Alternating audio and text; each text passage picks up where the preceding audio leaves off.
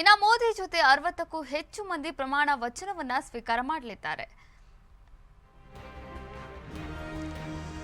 ನರೇಂದ್ರ ಮೋದಿಯವರ ಜೊತೆ 40ಕ್ಕೂ ಹೆಚ್ಚು ಮಂದಿ ಪ್ರಮಾಣ ವಚನವನ್ನ ಸ್ವೀಕಾರ ಮಾಡಲಿದ್ದಾರೆ. ಬಿಜೆಪಿಯ ಘಟಾನುಘಟಿ ನಾಯಕರಿಗೆ ಮಂತ್ರಿ ಭಾಗ್ಯ ಫಿಕ್ಸ್ ಆಗಿರುವಂಥದ್ದು. ನಿತಿನ್ ಗಡ್ಕರಿ, ರಾಜನಾಥ್ ಸಿಂಗ್, ಪಿಯೂಷ್ ಗೋಯಲ್, ಅಮಿತ್ ಶಾ, ಅರ್ಜುನ್ ರಾಮ್ ಮೆಘ್ವಾಲ್ಗೆ ಮಂತ್ರಿ ಪಟ್ಟ ಫಿಕ್ಸ್.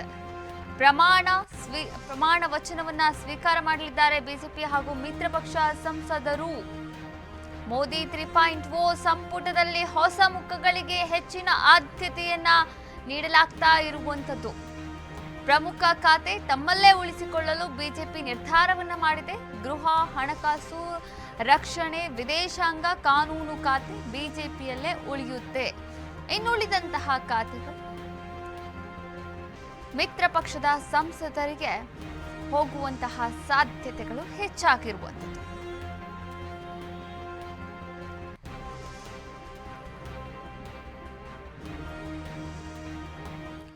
ಒಟ್ಟಾರೆಯಾಗಿ ಐತಿಹಾಸಿಕ ದಿನಕ್ಕೆ ಇಡೀ ಭಾರತೀಯರು ಸಾಕ್ಷಿಯಾಗ್ತಾ ಇದ್ದಾರೆ. ಭಾರತೀಯರ ಜೊತೆ ವಿದೇಶದ ನೆರೆಹೊರೆಯ ರಾಷ್ಟ್ರಗಳ ನಾಯಕರು ಕೂಡ ಈ ಒಂದು ಐತಿಹಾಸಿಕ ಕ್ಷಣಕ್ಕೆ ಸಾಕ್ಷಿಯಾಗ್ತಾ ಇರುವಂಥದ್ದು. Hat trick hit. 3ನೇ ಬಾರಿ ಪ್ರಧಾನಮಂತ್ರಿ ನರೇಂದ್ರ ಮೋದಿ ಅವರು ಮತ್ತೆ ಪ್ರಧಾನಿಯಾಗಿ ಈ ಒಂದು ಹುದ್ದೆಯನ್ನ ಅಲಂಕರಿಸ್ತಾ ಇದ್ದಾರೆ. ಇದರ ಬಗ್ಗೆ ಇನ್ನಷ್ಟು ಮಾಹಿತಿಯನ್ನ ನೀಡ್ತಾ ಹೋಗ್ತಾರೆ ನಮ್ಮ ಪ್ರತಿನಿಧಿ ವೀರೇಶ್. ವೀರೇಶ್, ಈ ಬಗ್ಗೆ ಇನ್ನಷ್ಟು ಮಾಹಿತಿಯನ್ನ ನೀಡ್ತಾ ಹೋಗೋದಾದ್ರೆ, ಮೋದಿಯ ಜೊತೆಗೆ 40ಕ್ಕೂ ಹೆಚ್ಚು ಸಂಸದರಿಗೆ ಈ ಒಂದು ಪ್ರಮಾಣ ವಚನ ಸ್ವೀಕಾರ ಮಾಡುವಂತಹ ಸಾಧ್ಯತೆ ಇರುವಂಥದ್ದು. ಹಾಗಾದ್ರೆ ಯಾರೆಲ್ಲ ನಾಯಕರಿಗೆ ಈ ಒಂದು ಮೋದಿ ಜೊತೆ 40ಕ್ಕೂ ಹೆಚ್ಚು ಮಂದಿ ಪ್ರಮಾಣ ವಚನವನ್ನ ಸ್ವೀಕಾರ ಮಾಡಲಿದ್ದಾರೆ, ಇದ್ರ ಬಗ್ಗೆ ಹೇಳೋದಾದ್ರೆ? ಎಸ್ ಕಾವ್ಯ, ಏನು ಈಗಾಗಲೇ ಲೋಕಸಭಾ ಚುನಾವಣಾ ಫಲಿತಾಂಶ ಹೊರಬಿದ್ದಿದ್ದು, ಎನ್ಡಿಎ ಸರ್ಕಾರ ಎನ್ಡಿಎ ಪಕ್ಷ ಮತ್ತೊಮ್ಮೆ ಸರ್ಕಾರ ರಚನೆ ಮಾಡುವುದಕ್ಕೆ ಮುಂದಾಗಿದೆ. ಈ ಬೆನ್ನಲ್ಲೇ ಪ್ರಧಾನಿ ನರೇಂದ್ರ ಮೋದಿ ಅವರು ಸತತವಾಗಿ ಮೂರನೇ ಬಾರಿಗೆ ಇಂದು ಪ್ರಧಾನಮಂತ್ರಿಯಾಗಿ ಪ್ರಮಾಣ ವಚನವನ್ನ ಸ್ವೀಕಾರವನ್ನ ಮಾಡಲಿದ್ದಾರೆ. ಈಗಾಗಲೇ ಏನು ಅಂತಂದ್ರೆ ನವದೆಹಲಿಯಲ್ಲಿ ರಾಷ್ಟ್ರ ಭವನದಲ್ಲಿ ಈಗಾಗಲೇ ಸಕಲ ಸಿದ್ಧತೆಗಳು ಕೂಡ ತಯಾರಾಗಿದೆ. ಸರಿಯಾಗಿ ಸಂಜೆ 7:15ಕ್ಕೆ ನರೇಂದ್ರ ಮೋದಿ ಅವರು ಪ್ರಮಾಣ ವಚನವನ್ನ ಸ್ವೀಕಾರವನ್ನ ಮಾಡಲಿದ್ದಾರೆ.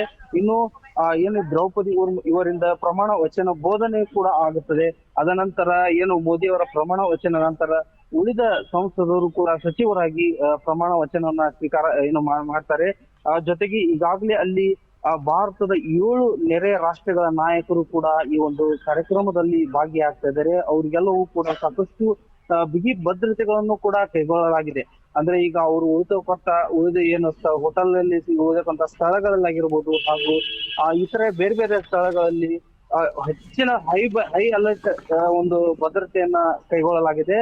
ಸುತ್ತಮುತ್ತಲೂ ಕೂಡ ಒಂದು 500ಕ್ಕೂ ಹೆಚ್ಚು ಸಿಸಿ ಕ್ಯಾಮೆರಾವನ್ನ ಅಲ್ಲಿ ಅಳವಡಿಸಿದ್ದಾರೆ. ಯಾಕೆಂದ್ರೆ ಈ ಒಂದು ಕಾರ್ಯಕ್ರಮದಲ್ಲಿ ಯಾವುದೇ ರೀತಿಯಾದ ತೊಂದರೆ ಆಗ್ಬಾರ್ದು ಅನ್ನೋ ನಿಟ್ಟಿನಲ್ಲಿ ಕೂಡ ಈಗಾಗಲೇ ಅಲ್ಲಿ ಸಾಕಷ್ಟು ಬಿಗಿ ಭದ್ರತೆ ಕೂಡ ಏರ್ಪಟ್ಟಿದೆ.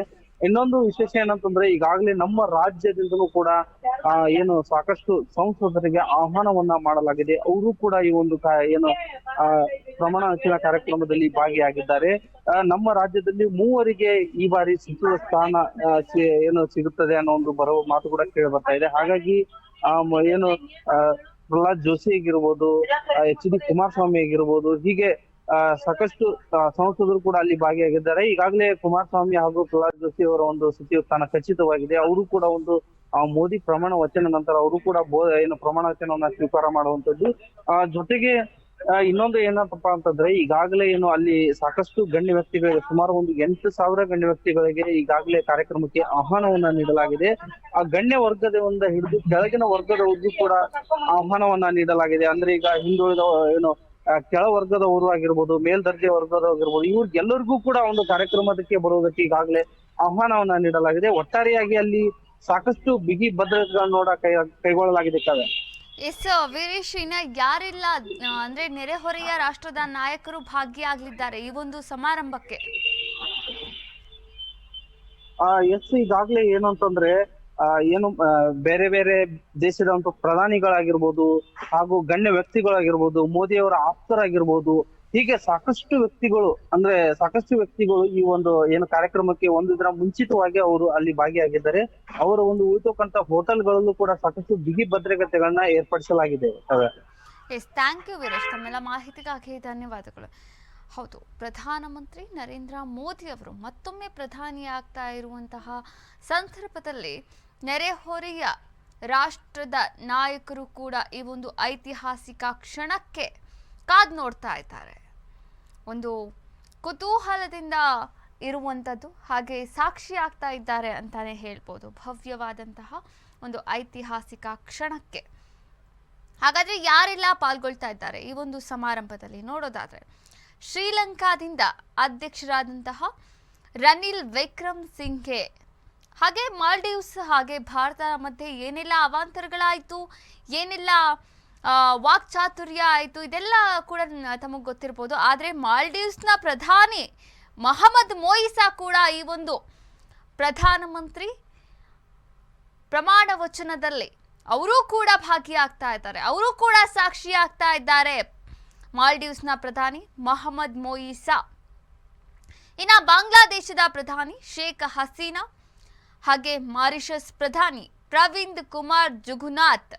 ಇನ್ನು ನೇಪಾಳದಿಂದ ನೋಡೋದಾದ್ರೆ, ನೇಪಾಳದ ಪ್ರಧಾನಿ ಪುಷ್ಪ ಕಮಲ್ ದಹಲ್, ಹಾಗೆ ನೆರೆಹೊರೆಯ ರಾಷ್ಟ್ರಗಳಾದಂತಹ ಭೂತಾನ್ ಪ್ರಧಾನಿ ಸೆರಿಂಗ್ ತಬ್ಲೆ ಸೇರಿದಂತೆ ಹಲವಾರು ವಿದೇಶಿ ಗಣ್ಯರು ಕೂಡ ಮುಖ್ಯ ಅತಿಥಿಗಳಾಗಿ ಪಾಲ್ಗೊಳ್ತಾ ಇದ್ದಾರೆ.